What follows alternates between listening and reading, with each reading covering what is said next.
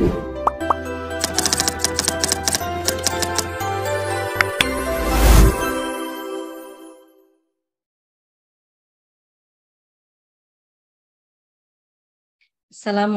warahmatullahi wabarakatuh. Alhamdulillahilladzi arsala rasulahu bil huda wa dinil haq liyudhhirahu 'ala dini kullih walau karihal musyrikun. Asyhadu an la ilaha illallah wa asyhadu anna Muhammadar Rasulullah. Allahumma shalli ala Muhammad wa ala alihi wa ashabihi ajma'in. Alhamdulillah, bersyukur sekali saya pada pagi hari ini dapat menjumpai bapak-bapak dan ibu-ibu sekalian dan juga Mas Mbak ya, sebagian masih muda-muda sekali. Yang kami hormati Bapak Insinyur Sri Atmaja, PhD, selaku Direktur Pasca Sarjana, juga yang kami hormati Wakil Direktur Bapak Dr. Zuli Qodir. Ya, saya selalu segar dan ceria gitu kalau berjumpa dengan beliau. Rasanya dari rumah misalnya sedih gitu ketemu Pak Zuli Qodir jadi gembira, bahagia. Dan juga Ibu Wakil Direktur, Ibu Tuti Surya, tadi yang juga bergabung melalui Zoom, serta para pengelola Pasca Sarjana, Kaprodi, Sekprodi, teman-teman Tendik, dan juga tentu saja yang saya sayangi yang punya forum ini adalah mahasiswa, mahasiswi program studi Pasca Sarjana UMY. Alhamdulillah senang sekali bisa bergabung dan diberi tema yang saya sangat suka ini Pak Zuli Qodir. Perempuan Muslim berkemajuan era disruption. Walaupun tadi buntutnya akhirnya Pak Zuli Qodir ngendiko kalau ini Muslim dan Muslimah gitu ya. Tapi nggak apa-apa. Sudah saya persiapkan semua available untuk dapat kita jalankan bersama. Mohon izin Pak Sri Atmaja, saya akan share materi kita hari ini. Ibu, Bapak sekalian, kalau berbicara tentang perempuan di Muhammadiyah, tentu saja sudah lama sekali persoalan itu di Muhammadiyah telah selesai. Bahwa antara perempuan dan laki-laki itu derajatnya sama. Kesempatannya sama, kecakapannya sama, kompetensinya sama, dan memiliki hak-hak serta kewajiban yang sama. Telah lama di Muhammadiyah dan Aisyah, tidak banyak lagi mengkaji ini karena sudah clear, sudah jelas man amila sholihan min dzakarin au unsa wa huwa mu'min falanuhyiyannahu hayatan thayyibatan wa lanajziyannahum ajrahum bi ahsani ma kanu ya'malun. Siapa saja di antara kita ini yang mengerjakan amal soleh, baik laki-laki maupun perempuan, dalam keadaan beriman, ingat harus ada berimannya. Makanya ada kemuhammadiyahan, al-Islam di Muhammadiyah, di UMY. Sesungguhnya akan kami berikan kepadanya kehidupan yang baik dan sesungguhnya akan kami beri balasan kepada mereka pahala yang baik dari apa yang telah mereka kerjakan. Dan tentu saja yang namanya di Muhammadiyah dan Aisyah, perempuan dan laki-lakinya itu merupakan entitas manusia yang selalu ingin belajar. Nggak pernah ada yang namanya mandek dari belajar. Karena di Muhammadiyah betul-betul dijiwai atau kepada mahasiswa dan mahasiswinya di level apapun, selalu ditanamkan bahwa yarfa'illahu alladhina amanu minkum walladhina utul ilma darajat. Bahwa sesungguhnya Allah meninggikan derajat orang-orang yang beriman di antaramu dan orang-orang yang diberi ilmu pengetahuan beberapa derajat. Maka yang kita kejar adalah bagaimana derajat Ibu, Bapak, Mas, Mbak sekalian kalau melihat referensi-referensi di Muhammadiyah masa lampau, kata kunci derajat ini merupakan satu hal yang terus-menerus diulang-ulang. Karena saya peneliti sejarah, saya suka mengamati yang namanya derajat perempuan bolak-balik disampaikan. Yang namanya derajat muslim itu bagaimana caranya supaya tinggi derajatnya ialah menuntut ilmu. Juga bolak-balik disampaikan. Pada referensi-referensi awal Muhammadiyah ini didirikan. Jadi kata kunci pada saat Muhammadiyah ini didirikan adalah bagaimana meningkatkan derajat manusia. Bapak, Ibu sekalian. Kalau kemudian kita harus mulai dari perempuan muslim, walaupun nanti bisa kita lebarkan, kita luaskan kajian kita, perempuan muslim tentu harus kita maknai dulu dari muslim itu apa. Muslimat penyebutannya bagi perempuan. Islam, Bapak Ibu sekalian, terbentuk dari 3 huruf. Tentu saja ini kalau di pasca sarjana yang bersifat keagamaan Islam sudah lewat ya, sudah lulus, sudah lampau. Tetapi bisa saja ada kemungkinan mahasiswa dan mahasiswi di UMY ini berasal dari bidang keagamaan yang lain. Maka perlu diberikan dasar-dasarnya dulu bahwa Islam ini yang terdiri atas 3 huruf, sin, lam, dan mim sebetulnya memiliki makna dasar salamah atau selamat.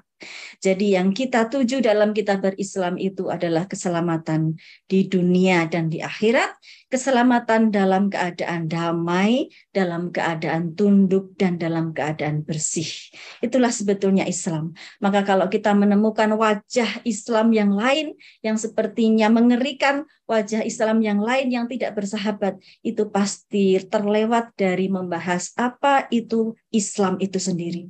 Karena Islam asalmu itu adalah damai atau kedamaian yang membuat hati kita selalu tentram. Aslama adalah berserah diri atau pasrah kepada aturan Allah. Karena semua sistem ini kalau kita ikuti akan menjadi sebuah sistem yang baik bagi semuanya di alam semesta ini. Istaslama mustaslimun adalah penyerahan total kepada Allah Subhanahu wa taala. Muslimah yang kita bahas pada kajian ini adalah perempuan yang berserah diri kepada Allah dengan hanya menyembah dan meminta pertolongan Allah terhadap segala sesuatu yang ada di langit dan di bumi. Kalau dari akar kata ini, kemudian kita akan berhadapan dengan berkemajuan, ya, yang selalu oleh Muhammadiyah, Aisyah, dan juga ortom yang lain dikatakan berkemajuan. Apa itu sebetulnya berkemajuan? Bagi yang tidak menempuh pendidikan sejak dari SD, SMP, SMA-nya di Muhammadiyah atau S1-nya di Muhammadiyah, mungkin juga sudah membaca pada referensi-referensi yang berlalu lalang di media massa atau di media sosial bahwa Muhammadiyah itu kalau di tetangga sebelah menggunakan frase Nusantara, Muhammadiyah selalu menempelkan pada dengan frase Islam berkemajuan. Apa itu sebetulnya? Mungkin sebagian masih abstrak dengan frase Islam berkemajuan. Mungkin sebagian sudah tahu. Dan mungkin teman-teman yang ada di sini ya, karena latar belakangnya berbeda, keilmuannya berbeda, pengalaman organisasinya berbeda, mungkin sudah sampai pada level saya sudah menjalaninya sebagai intelektual Islam berkemajuan. Apa sebetulnya berkemajuan itu, Bapak Ibu sekalian? Oh, itu berkemajuan yang pernah dibahas di UMY 2010, ada yang mengatakan begitu. Oh, itu akan di Makassar 2015, ada yang begitu. Tapi kalau kita melihat pada referensi-referensi yang lama sekali ya, maka saya senang kalau sesuatu itu menggunakan istilahnya Paul Ricoeur yang selalu saya ulang-ulang. Paul Ricoeur selalu mengatakan begini, Ibu Bapak sekalian, nggak ada di slide. Masa lalu adalah memori, masa sekarang adalah persepsi, dan masa yang akan datang adalah ekspektasi. Di dalam kita memahami semua hal, itu tidak boleh kita keluar dari semua itu. Kan Muhammadiyah sudah masuk ke abad kedua, sudah kita pikirkan saja yang era disruption, ya, yang lalu-lalu biarlah berlalu, itu kan lalu biarlah berlalu itu hanya untuk orang yang putus cinta, Bapak Ibu sekalian. Kalau di Muhammadiyah dan Aisyah tidak berlaku yang lalu biarlah berlalu, karena sebetulnya sumbunya atau buhul-buhul yang kuat yang dicetuskan oleh para pendiri Muhammadiyah dan Aisyah harus terus-menerus digali dan dihadirkan pada masa yang sekarang. Untuk memahami berkemajuan tidak pada Muktamar 2015, tetapi saya mengajak Ibu Bapak untuk membaca kata-kata Kiai Haji Ahmad Dahlan di awal-awal beliau mendirikan Muhammadiyah. Dadiyo kiai sing kemajuan. Tambahi beri itu kan setelahnya. Ojo kesel anggonmu nyambut gawe kanggo Muhammadiyah. Saya terjemahkan di situ. Jadilah kiai yang berkemajuan, ya, karena bahasa Indonesia dengan bahasa Jawa berbeda. Kemajuan itu di situ sudah mengandung kepemilikan, maka ada bernya. Jangan lelah bekerja bagi Muhammadiyah. Satu istilah yang di sini dikedepankan oleh Kiai Haji Ahmad Dahlan adalah kiai, Ibu Bapak sekalian. Jadi ketika kita memang betul-betul mempelajari Muhammadiyah, kita bukanlah figur atau orang yang bebas seperti orang awam kebanyakan. Tetapi kita ini adalah orang-orang yang terbentuk dengan profil kiai pada masa itu. Jadi di dalam diri kita masing-masing itu adalah kiai. Kullukum ra'in wa kullukum mas'ulun an ra'iyatihi. Setiap diri kita ini adalah pemimpin, kita ini adalah kiai yang mempunyai program hidup, yang mempunyai tanggung jawab hidup, dan akan dimintai pertanggungjawabannya bagaimana kita hidup dengan tata cara yang telah ada aturannya di dalam berislam. Jadi kalau kemudian kita kadang-kadang meninggalkan, ini lagi di kampus UMY, saya harus begini. Nanti di luar kampus UMY kita beda lagi. Nggak bisa gitu. Karena untuk berkemajuan itu, Kiai Haji Ahmad Dahlan mengatakan satu paket dengan kiainya ini. Kalau pada perempuan-perempuan berarti nyai ya. Kiai sing kemajuan, ojo kesel. Sustainability di sini teman-teman. Ya, kalau dalam bahasa sekarang sustainability. Kalau Kiai Haji Ahmad Dahlan mengatakan ojo kesel, nggak boleh capek. Saya menangani Suara Aisyah itu sudah 22 tahun teman-teman sekalian. Capek. Ya, dari yang Suara Aisyah jadul sampai yang sekarang model digital. Beda-beda tantangannya. Apakah kemudian saya harus meninggalkan Suara Aisyah? Nggak bisa. Ojo kesel anggon menyambut gawe. Jangan lelah kamu bekerja bagi Muhammadiyah. Muhammadiyah sekarang sudah memasuki abad kedua. Kalau kita lelah, habis sudah Muhammadiyah ini. Kita tidak boleh lelah, karena memang yang namanya beramal soleh adalah pintu-pintu yang telah disediakan Allah bagi tiket kita menuju kehidupan setelahnya yang lebih baik. Nah, baru kemudian teman-teman, setelah kita konkretkan bagaimanakah profil kiai, bagaimanakah berkemajuan itu, bagaimanakah Muhammadiyah itu, tentu saja di situ sebagai profil kiai itu kalau saya membayangkan di dalam terminologi Jawa itu bisa seorang sarjono. Sarjono itu adalah orang yang berilmu, tempat bertanya masyarakat, yang kemudian dalam arti sekarang menjadi arti menyempit, yaitu sarjana. Pasca sarjana berarti sudah melewati itu semua. Anda semua adalah orang-orang yang berilmu, tempat bertanya masyarakat itu sarjana. Tapi pasca sarjana berarti udah lampau itu semua, sudah sangat intelektual. Harus bisa melakukan amal ilmiah dan ilmu amaliyah. Jadi kalau di dalam pendidikan di UMY ini ada AIK sebanyak 4 kali, tentu saja nanti sasarannya kita tidak hanya menjadi orang yang berilmu, tetapi kita juga dapat melakukan amal ilmiah yang bermanfaat bagi umat. Kader Muhammadiyah harus memahami apa yang menjadi dasar gerakan.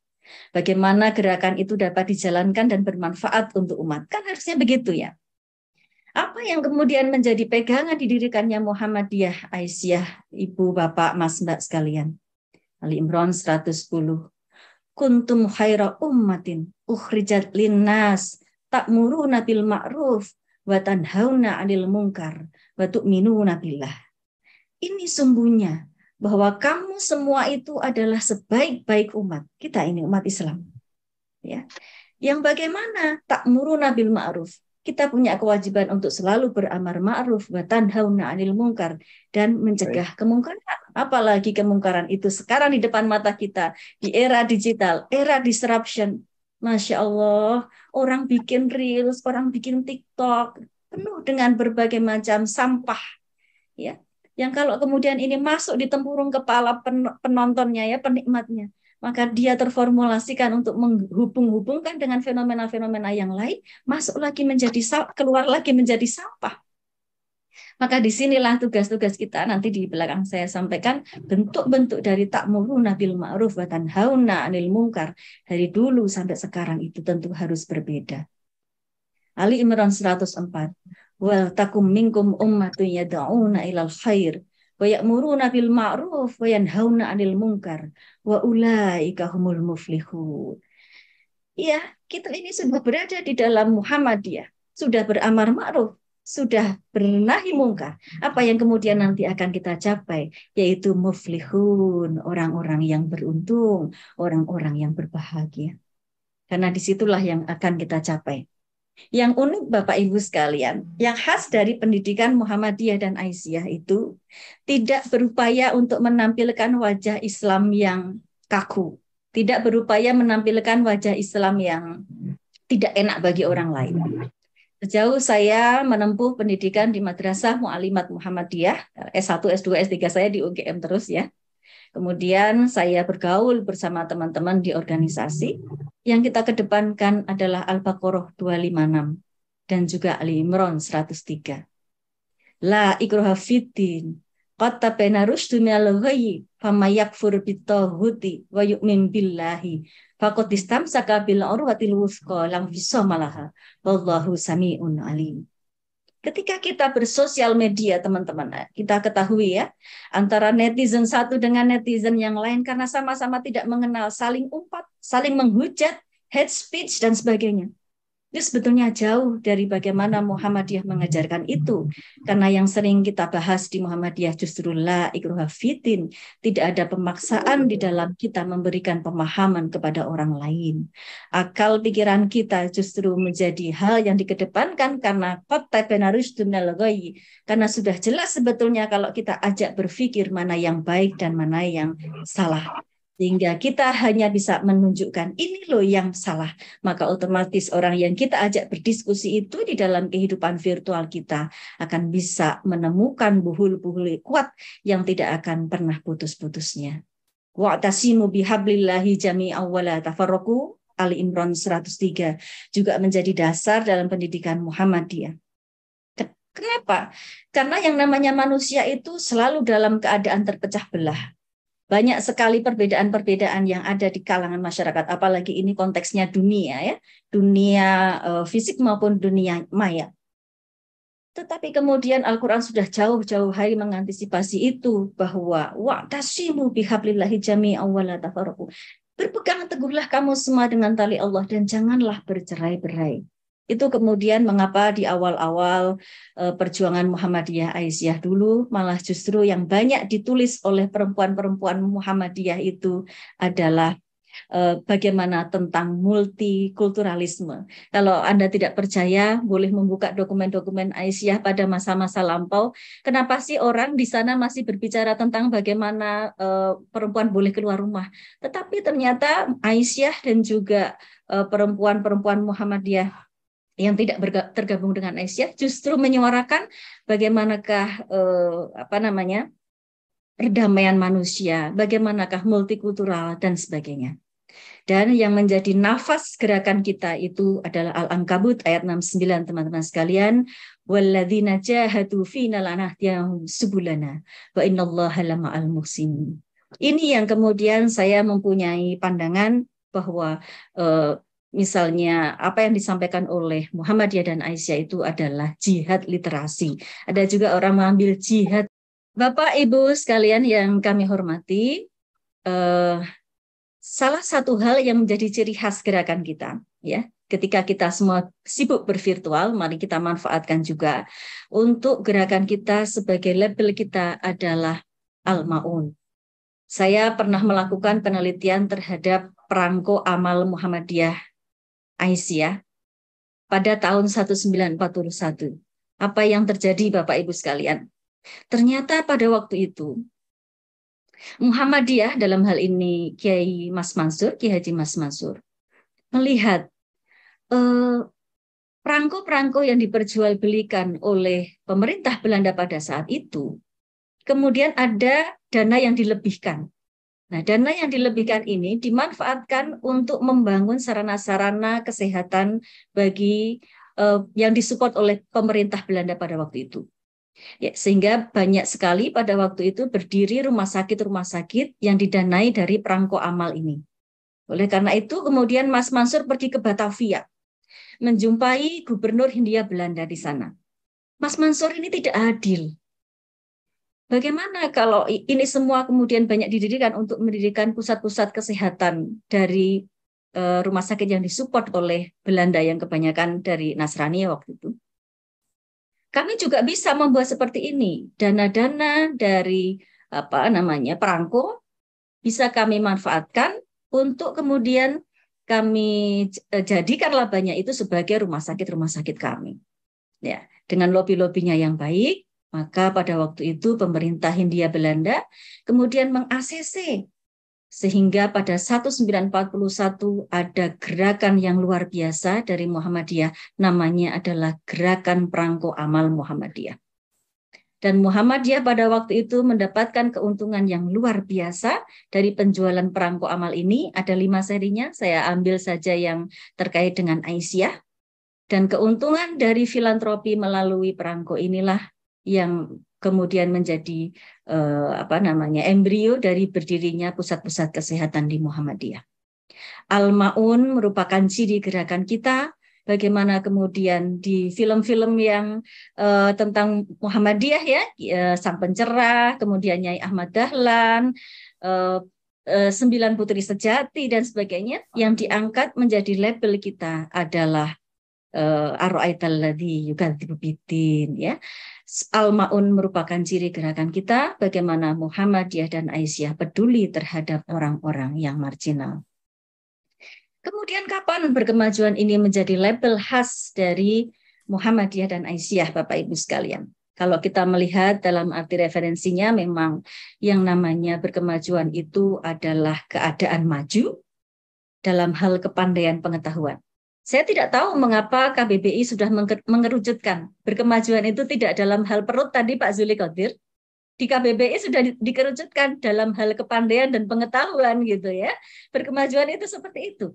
Oh, ternyata memang sudah menyempit maknanya dari kata maju itu. Berkemajuan sangat khas dengan kepandaian dan pengetahuan. Kalau kemudian kita membaca referensi yang lebih luas, bahwa yang namanya berkemajuan ini adalah berpikir ke depan, visioner, selalu one step ahead dari kondisi yang sekarang. Bisakah Bapak Ibu sekalian berpikir tentang tadi ya, masa lalu adalah memori, masa sekarang adalah persepsi, masa yang akan datang adalah ekspektasi. Jadi mau tidak mau kita harus punya kemampuan futurologi tadi ya Pak ya. Kita tidak harus menjadi Fukuyama kan tadi untuk menjadi seorang futurolog, tapi kita juga dituntut bagaimana berkemajuan itu menjadi sesuatu yang bisa memprediksi apa yang akan terjadi pada masa yang akan datang. Frase IB, Ibu Bapak sekalian, atau Islam berkemajuan setelah Kiai Haji Ahmad Dahlan ini lama sekali tidak digunakan dan digunakan pada tahun sekitar 1882 sampai 1962 oleh Kiai Suja. Kemudian di UMY ya tentu saja ini menjadi tonggak sejarah pada saat muktamar di UMY 2010 ini kemudian dipopulerkan untuk mengidentifikasi keislaman Muhammadiyah. Baru kemudian secara resmi ditegaskan pada Muktamar Muhammadiyah ke-47 di Makassar. Dan 2015 orang kemudian mulai mengerucutkan apa tuh ciri-cirinya berkemajuan ya. Masih banyak sekali pendapat, tetapi saya berusaha untuk mengerucutkan pada referensi-referensi yang paling kuat. Cirinya tidak boleh kita tinggalkan dasarnya tadi. Yang pertama-tama di awal tadi kita bahas, tauhid itu nomor 1. Ya, persoalan-persoalan yang tauhid udah harus selesai dulu. Iman ya, iman itu harus selesai dulu. Persoalan bagaimana kita percaya kepada Allah dan segala bentuk hal-hal yang wajib kita percaya harus selesai dulu. Kemudian yang bagian kedua adalah ilmu serta pengetahuan. Tentu teman-teman di sini juga sudah mengkaji juga karena ini sudah pasca, ilmu dan pengetahuan agak sedikit berbeda. Ilmu tentu memiliki metode-metode dan prosedur-prosedur keilmiahan sehingga dapat dipertanggungjawabkan. Dan juga pengetahuan serangkaian informasi yang tersistem, teman-teman sekalian. Jadi apapun fenomena yang lewat di depan kita nggak boleh langsung komen. Kita renungkan dulu dong. Kita punya prosedur-prosedur ilmiah. Kita berbeda dong sama orang lain karena kita ini adalah pasca sarjana. Pos sarjono gitu ya, sudah lewat dari yang disebut sarjana tadi, kita sudah melampaui itu semua. Ada gosip-gosip, ada berita-berita, iya kan, itu orang lain. Tetapi kalau kita langsung kita endapkan dulu, kita formulasikan di benak kita gadok-gadok, kita sambung-sambungkan dengan ilmu atau bekal yang ada di kepala kita. The art of understanding kita pakai. Bagaimana seni di dalam memahami itu? Di tempurung kepala kita, biarkan dia bekerja dulu. Baru kemudian kita memberikan statement-statement, menurut saya seperti ini. Nggak boleh orang hidup di dalam dunia disruption. Begitu ada fenomena sedikit, langsung komentator ya. Anda bisa mengamati bagaimana kehidupan di sosial media teman-teman Anda. Ada yang betul-betul kayaknya waktunya banyak banget segala sesuatu itu di komen. Tapi ada juga yang kemudian baper ya, karena komennya nggak dikomen oleh orang lain. Live group ya, kehidupan di dunia nyata yang harusnya baik-baik saja jadi rusak karena dunia maya. Itu sering terjadi teman-teman. Dan kata kunci dari berkemajuan berikutnya setelah tauhid, ilmu pengetahuan itu yang terakhir adalah ijtihad. Karena kita tidak boleh berhenti di titik nol, kita harus mencari tahu bahwa dunia ini selalu berubah. Perubahan pasti terus-menerus terjadi, dan tanpa penerjemahan tekstual dengan konteks-konteks yang baru, itu semua akan selesai. Maka kita harus selalu menyinkronkan semua yang kita peroleh dari masa lalu, kita hadirkan untuk masa sekarang, dan kita persiapkan untuk masa yang akan datang.